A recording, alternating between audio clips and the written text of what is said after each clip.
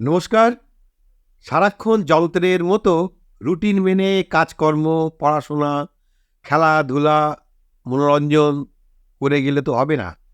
কখনো কখনো একান্তে একটু চিন্তাভাবনা করার জন্য সময় বরাদ্দ করে রাখতে হবে।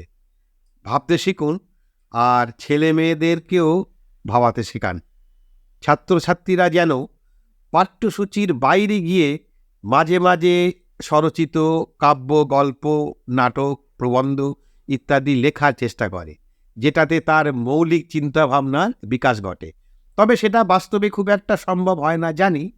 চলো যাই একটা কবিতা লিখে আসি, এমন ভাবলেই তো আর কবিতা লেখা হয় না।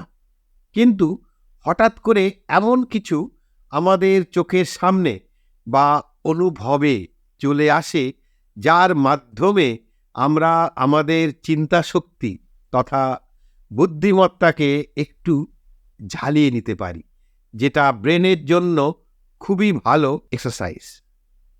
যাই হোক, গতকাল একটি সোশ্যাল মিডিয়াতে গল্পের মাধ্যমে অসাধারণ ধার দেনা বিষয়ক একটি অঙ্কের ধাঁধা দেখতে পেলাম।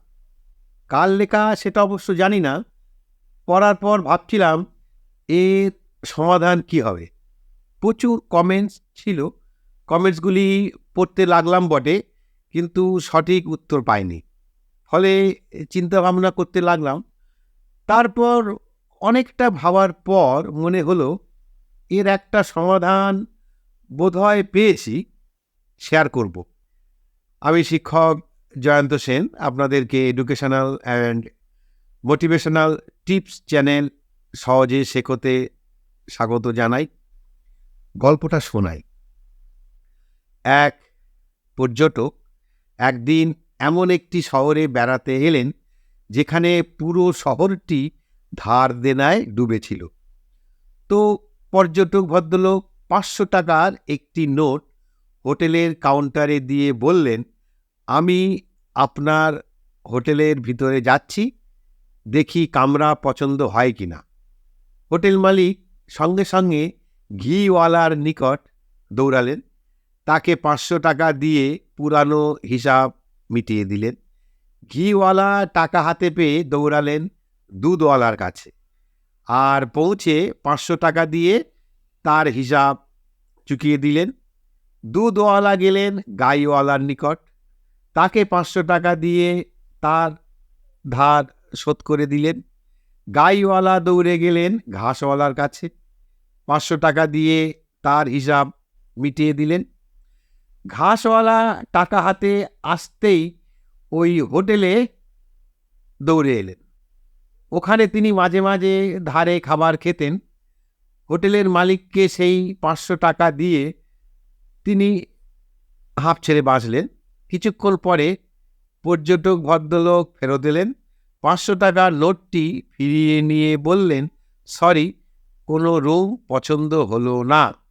না কেউ কিছু নিল, না কেউ কিছু দিল, অথচ সবারই হিসাব চুকে গেল। গোলমালটা কোথায়?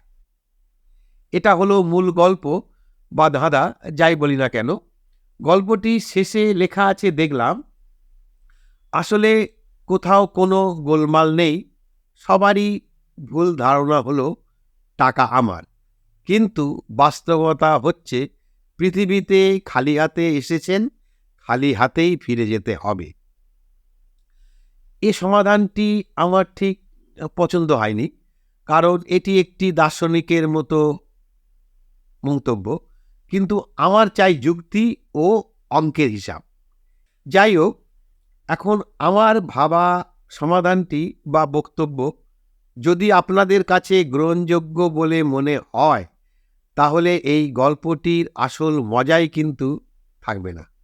মজাটা তখনই আসবে যখন আপনারা এটা নিয়ে চিন্তা করবেন এবং আপনাদের ছেলে মেয়েদেরকেও চিন্তা করতে সাহায্য করবেন। সুস্থ ও যুক্তিসঙ্গত চিন্তাভাবনা ছোট বড় সবার জীবনে খুব জরুরি। এখন আপাতত ভিডিওটি পজ করে রেখে দিন এবং ভাবুন এর সমাধানটি কী হতে পারে। তারপর ভিডিওটি আবার চালাবেন। আপনাদের সুবিধার্থে ভিডিওটিতে আমি চ্যাপ্টার তৈরি করে দিয়েছি।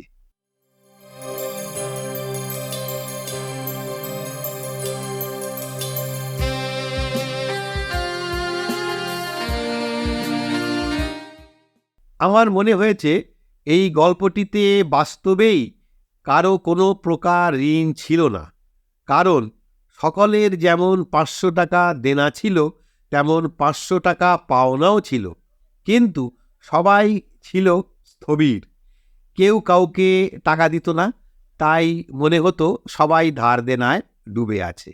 এখন এই স্থবিরতা দূর করার জন্য, অর্থাৎ অর্থের ফ্লোটি বজায় রাখার জন্য একটি ফোর্সের দরকার ছিল। এই গল্পে প্রথম বল প্রয়োগ করেন ওই পর্যটক ভদ্রলোক, কিন্তু শুধু বল প্রয়োগ করলেই তো হবে না, সারফেসটি থাকতে হবে স্মুথ, কোনো বাধা থাকবে না, তবেই বস্তু গতিশীল থাকবে। গল্পটিতে তাই হয়েছে, সবাই 500 টাকা পেয়ে অপরের কাছে নির্দ্বিধায় ছুটে গিয়েছিল দেনা শোধ করতে, কোনো বাধা ছিল না। এই জিনিসটা দুজনের মধ্যে দেখলে খুব সহজ হয়ে যাবে।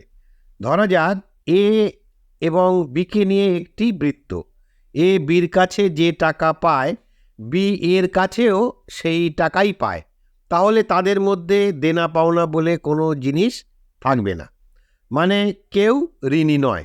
কিন্তু এই বৃত্তটি যদি বড় হয়ে যায় তখনও ব্যাপারটি একই থাকবে, কিন্তু হয়ে যাবে জটিল। এটা হলো আমার অভিমত, ঠিক না ভুল সেটা আপনারা বিচার করে বলবেন। আমার এও মনে হয়েছে যে এই গল্পের মধ্য দিয়ে কিছু নীতি শিক্ষাও মনে হয় পাওয়া যেতে পারে।